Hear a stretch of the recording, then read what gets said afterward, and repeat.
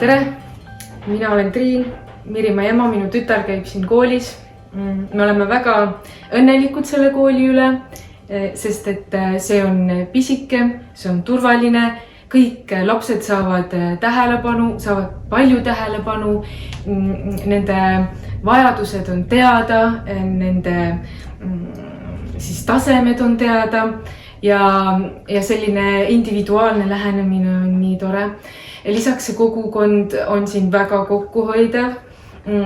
Kõik tegutsevad selle nimel, et see kool saaks püsima jääda.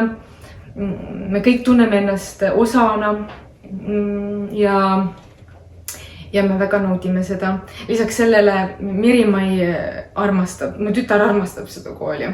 Ta väga kartis minna kooli, aga see esimene ja teine aasta siin on olnud tema jaoks väga julgustavad. Ja peale siis esimest aastat ta tõesti isegi nuttis, kui kool sai läbi või läks suvevaheajale, sest et ta oli nii kurb, et ta ei saanud enam tulla kooli mõnda aega nüüd, et ta ei näe oma sõpru ja õpetajaid. Et selline kogemus, nii soe kogemus minul kooliga puudub, aga mul on sellest väga suur rõõm, et mu tütar naudib koolis käimist nii väga.